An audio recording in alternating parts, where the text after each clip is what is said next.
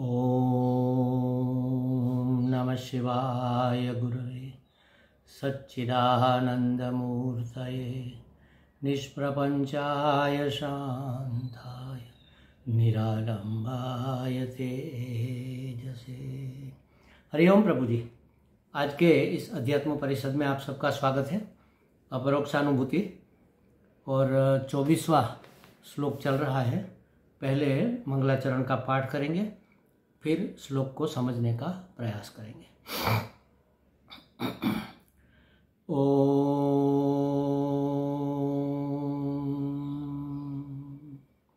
श्रीहरिं परमानंदं उपदेष्टारमीश्वरं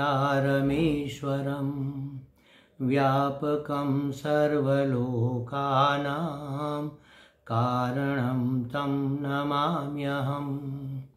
ब्रह्मैवाहं समशान्तः सच्चिदानन्दलक्षणः नाहं देहो यसद्रूपः ज्ञानमित्युच्यते बुधः। तो आगे के 5 श्लोक में देहादि वैलक्षण्य का वर्णन किया। देहादि माने देह आदि संघात। देह ये स्थूल देह, फिर सूक्ष्म देह में पंच प्राण, पंच ज्ञानेन्द्रियाँ, पंच कर्मेंद्रियाँ और मन बुद्धि, या तो मन बुद्धि चित्त अहंकार, ये सब मिलाकर एक संघात बनता है। उसको देहादि संघात कहते हैं। यह देहादि संघात और मैं आत्मा, दृष्टा, साक्षी, कुटस्थ, चैतन्य,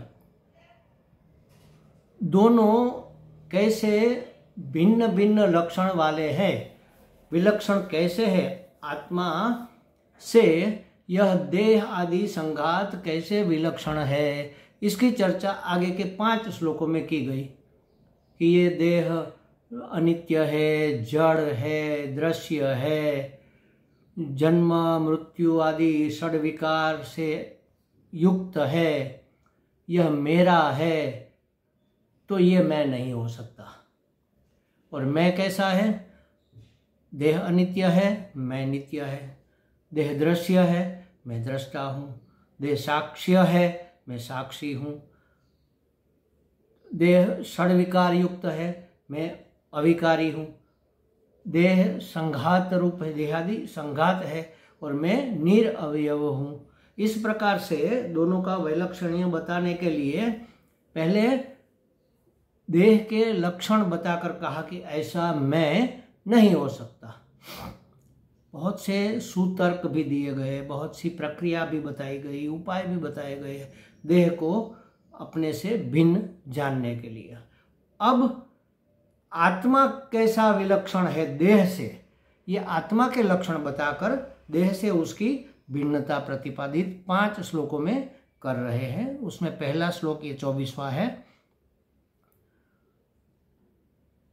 जैसे कहते हैं कि तुम ब्रह्म हो, तुम आत्मा हो, तो उसको रिवर्स भी बोलते हैं, आत्मा तुम ब्रह्म हो, तत्त्वमेव त्वमेव तत्।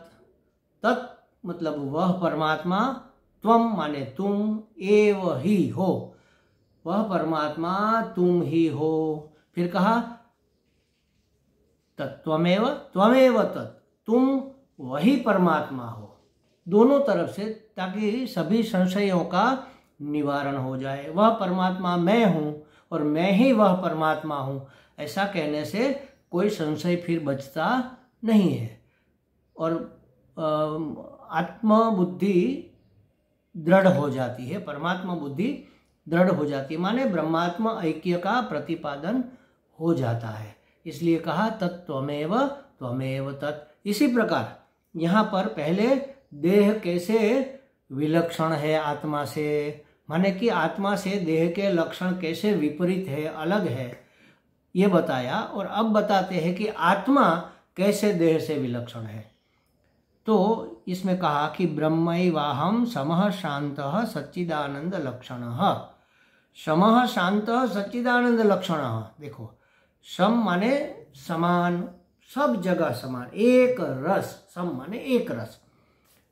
शांत माने बिल्कुल प्रशांत, इसमें कोई उत्पात, कोई विक्षेप, कोई आपाधापी नहीं है, शांत प्रशांत है।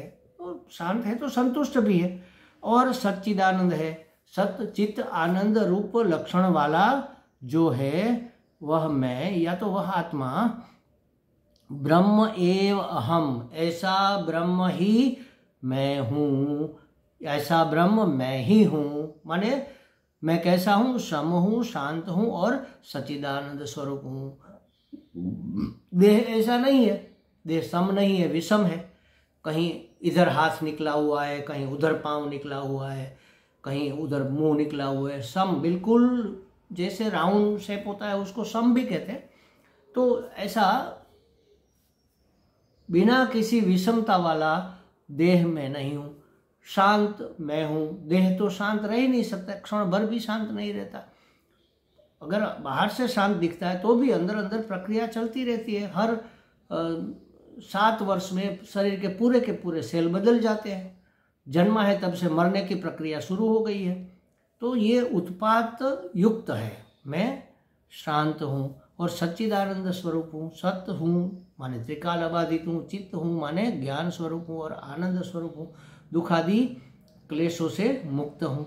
तो ऐसा लक्षण युक्त ब्रह्म एव अहम, जो ब्रह्म है वह मैं ही हूँ। और देह कैसा है? असद रूप देह अहम न, असत रूप माने मिथ्या रूप जो देह है वह मैं नहीं हूँ। देखो दो चीजें हैं। एक तो सत माने कि जो हमेशा है ही, पहले था, आज भी है, कल भी रहेगा, माने सत। असत माने जो है ही नहीं, बिल्कुल ही नहीं है, न पहले था, न अब है, न बाद में रहेगा। इसको तुच्छ भी कहते हैं, असत भी कहते हैं। तो सत और असत दोनों के बीच की एक अवस्था, उसको कहते हैं मिथ्या। नहीं था, बाद में नहीं रहेगा, वर्तमान में मात्र भासमान हो रहा है नहीं, लेकिन होने का आभास हमें हो रहा है, प्रतीत हो रहा है, इसको कहते हैं मिथ्या।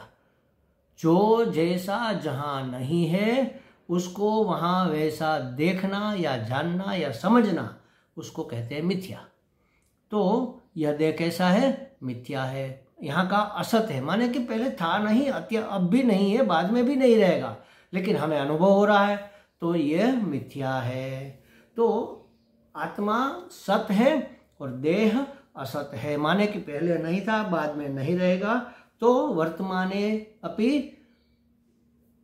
कारिका में महात्मा ने प्रतिपादित किया, जो पहले नहीं था, बाद में नहीं रहेगा, वर्तमान भी नहीं हो सकता। ये वर्तमान में भी प्रतीत होते हुए भी वास्तव में होता नहीं है। तो इसलिए कहा देह अहम न, तत् देह अहम न, वैसा असत रूप देह में नहीं हो सकता, मैं नहीं हूँ।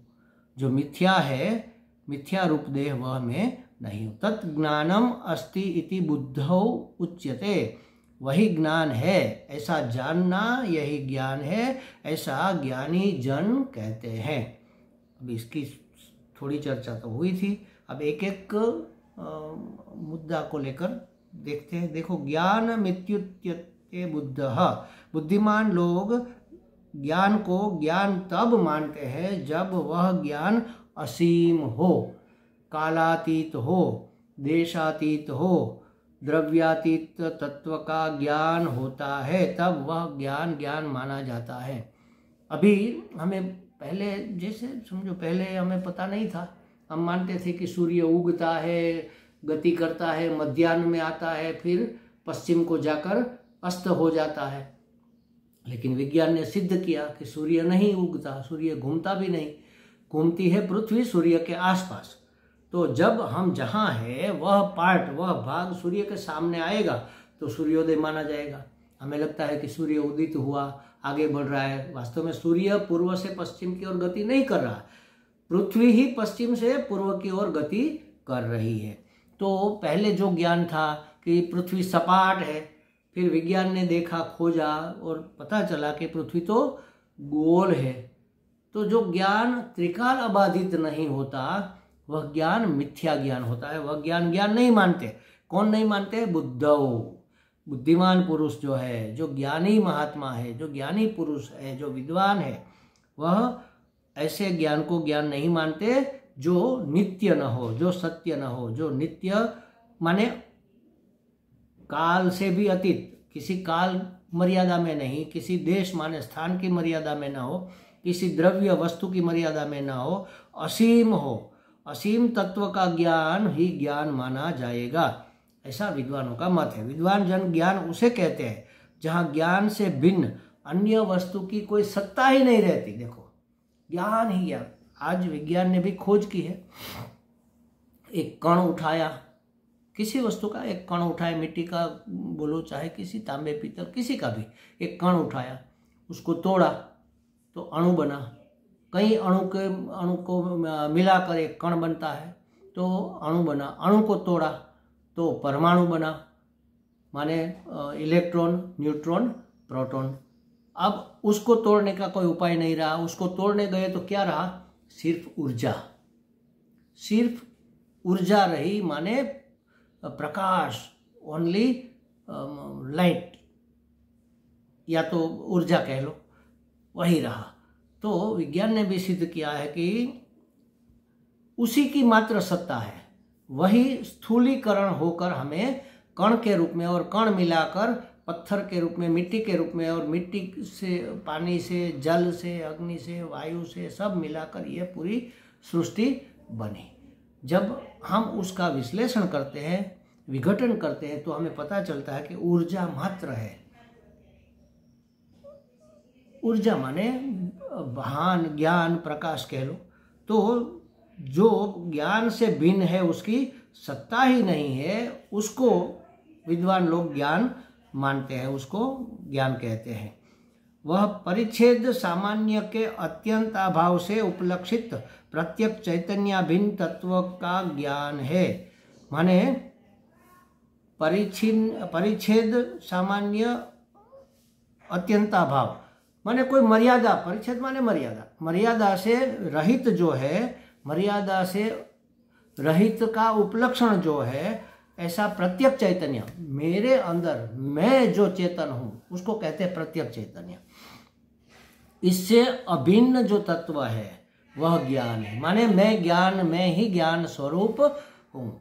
चाहे प्रकाश कितना भी हो, सूर्य का चाहे कितना भी प्रकाश हो, मैं उसको न देखूँ तो सूर्य प्रकाशित नहीं है मेरे लिए। और मैं सब में बसा हुआ है। हमने कल चर्चा की थी कि मैं कितना बड़ा, तो सब जगह व्याप्त। तो यह मैं आत्म चैतन्य अगर अपनी चेतना से सूर्य को भी अगर मैं प्रकाशित न करूं तो सूर्य प्रकाशित नहीं है। प्रकाशित करूं माने ऐसे लाइट के वो रेज डालकर बैटरी की तरह, ऐसे नहीं।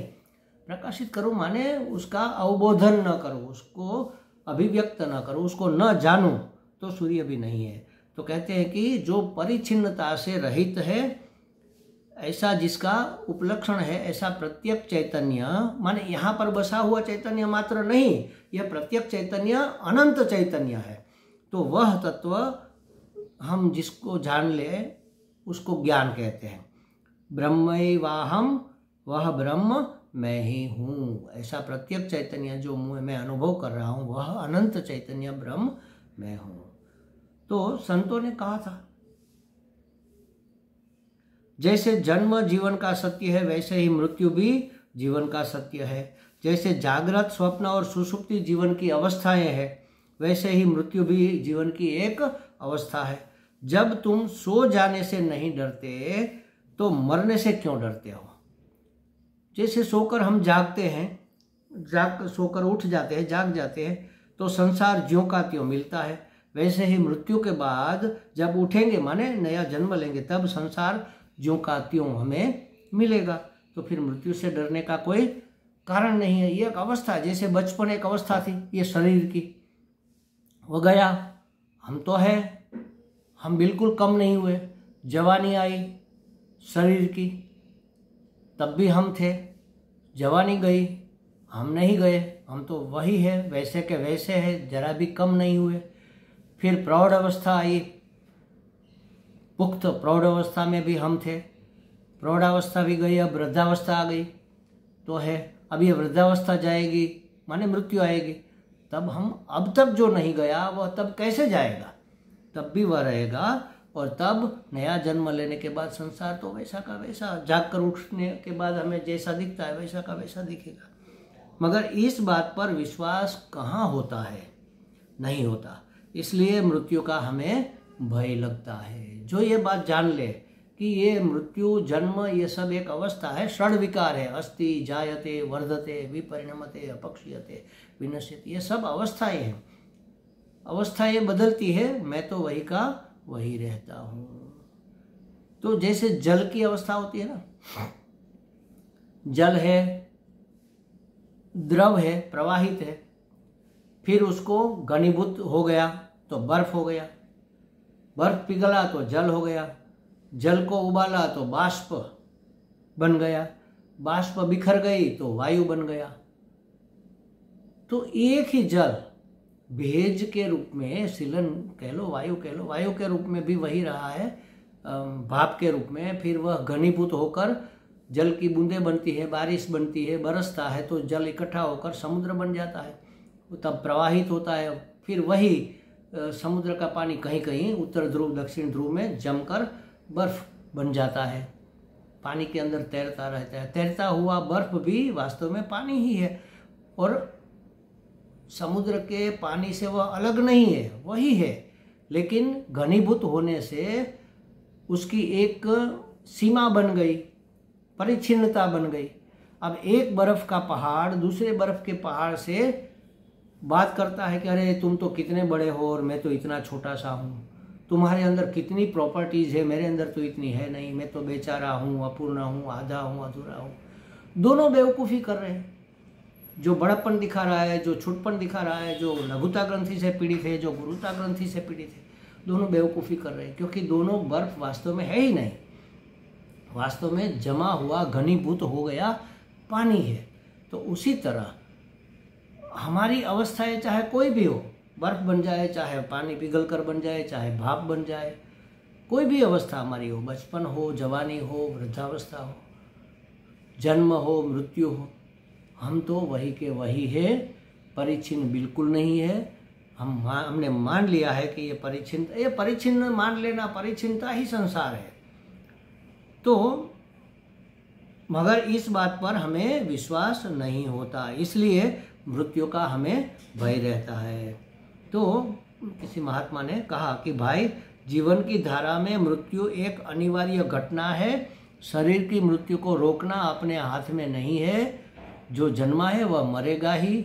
हाँ, मृत्यु का भय अवश्य मिटाया जा सकता है, ऐसा अखंडानंद जी महाराज को किसी एक महात्मा ने पूछा था, महात्मा ने कहा था। उसको पता चला, ज्योतिषी ने बता दिया होगा अखंडानंद जी महाराज के बुजुर्गों को, वड़ीलों को, माता पिता को, उसको भी पता चला कि छोटी उम्र में इसकी मृत्यु हो जाएगी, बहुत लंबी उम्र नहीं है। तो उन लोगों ने जरा जल्दी करके उसकी शादी भी कर दी, बच्चे भी हो गए, लेकिन उसको डर था कि मैं मर जाऊंगा, तो मृत्यु कैसे टाले। अध्यात्म का परिवार था, बहुत धार्मिक लोग थे, बहुत ज्ञानी लोग थे, बहुत सात्विक लोग थे, परिवार भी सात्विक था पूरा, पिताजी भी बड़े पंडित थे, संतों के संपर्क में थे सब। तो अखंडानंद जी महाराज सब महात्माओं को पूछते रहते हैं कि मृत्यु को कैसे टाला जाए। एक ज्ञानी महात्मा ने कहा कि देखो भाई, मृत्यु को टाल नहीं सकते, मृत्यु तो अवश्यंभावी है, लेकिन मृत्यु के भय को टाल सकते हैं। तो वास्तव में उसको प्रॉब्लम क्या थी, परेशानी क्या थी? मृत्यु परेशानी नहीं थी, भय परेशानी थी। हम भी अपनी समस्या को ठीक से समझ नहीं पा रहे, हमें लगता है कि ये समस्या है, ये समस्या नहीं है। इस समस्या से होने वाला दुख, इस समस्या से होने वाली पराधीनता, इसके कारण होने वाला भय, यही हमारी समस्या है। अगर भय निवृत्त हो जाए, दुख निवृत्त हो जाए, विषाद चला जाए, तो फिर चाहे कोई भी परिस्थिति हो, परिस्थिति हमें परेशान नहीं करेगी। परिस्थिति के कारण होने वाली हमारी मनस्थिति, यही हमारी समस्या है। तो मृत्यु को रोकना तो हमारे हाथ में नहीं है, मृत्यु का भय अवश्य मिटाया जा सकता है, ऐसा किसी महात्मा ने अखंडानंद जी महाराज को कहा था। और तब उन्होंने इस ज्ञान की प्राप्ति के लिए प्रयत्न किया और अभय में अवस्थित हो गए, जीवन मुक्त हो गए। हम शरीर को बहुत महत्वपूर्ण मानते हैं। अरे शरीर को मैं ही तो मानते हैं, महत्वपूर्ण क्या। इसलिए मानते हैं कि शरीर नहीं रहेगा तो हम नहीं रहेंगे, ऐसा हमने मान रखा है। और इसलिए मृत्यु से हम बचना चाहते हैं। शरीर नहीं रहेगा तो हम नहीं रहेंगे, ऐसा नहीं है। शरीर बचपन का नहीं रहा फिर भी हम रहे, जवानी का शरीर नहीं रहा फिर भी हम रहे।